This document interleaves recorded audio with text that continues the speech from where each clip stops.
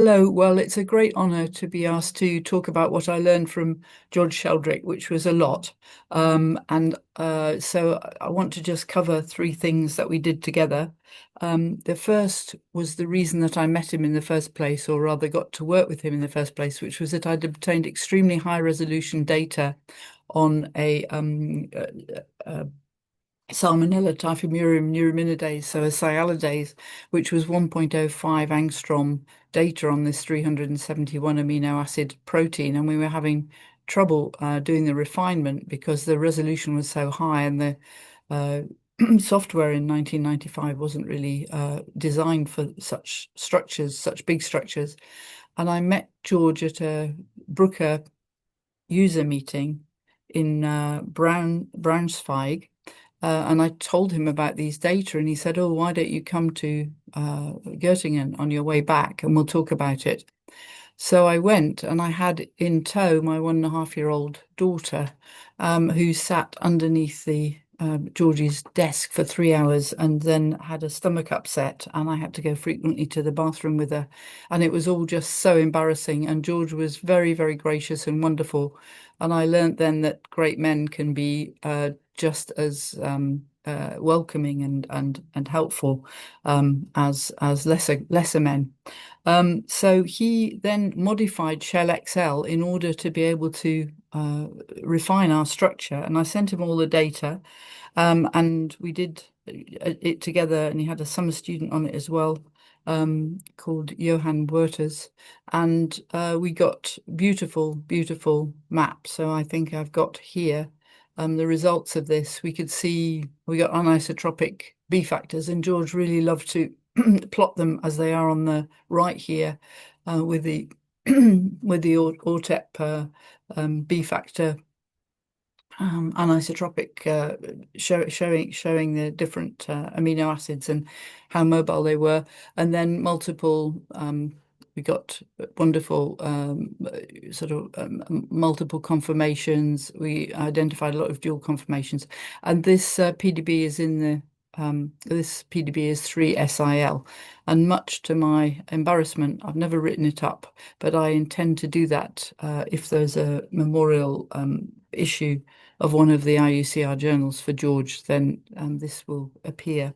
So that was the first thing. But then we were both put on the Bruker, so there's a Bruker logo here, on the Bruker Scientific Advisory Council, board rather, because they floated the company and the shareholders said that they should have an advisory board. The issue with this was that they didn't take much notice about what we said, and George and I used to say the same things every time. So we met usually twice a year, and for one of those, it would be a 2-day meeting with just us, and the rest of the board. And I used to always sit next to George, and we would comment on paper to each other and so on. And I was sitting next to him when his first free lunch algorithm results came through on his laptop, and we were listening to somebody else, and he was just so excited. We were sitting on the front row, and I could barely contain him with his excitement. But one of the things that he loved in Madison was visiting this module that you see here, which is from the standard Western automatic computer that was used by Ken Trueblood when he worked with Dorothy Hodgkin to actually refine the structure of vitamin B12. So it gave enough computer power to do the Fourier transforms, and you can see the valves in it. Then later, we had a really big problem, which was this structure here, which is from fibronectin, from Staphylococcus aureus, and it binds, Staphylococcus aureus binds to this part of fibronectin when you get infected. And we tried everything with this. We did SAD, we did RIP, we had crystals that seemed to be twinned and had some translational problem as well, pseudo-translational problem. And Raymond Ravelli, my dear late colleague, was working with us on this because we did radiation damage induced phasing on it. And he was at a meeting in Göttingen with George, and they solved the problem that he'd gone to talk about very, very quickly. So Raymond said, "Oh, we've got this other problem with Elspeth that we really just can't solve this." And because of George's insight into space groups and what they could do and his general crystallographic complete knowledge, we were able to solve this. So you can see that he's on the publication that we got from this in JMB.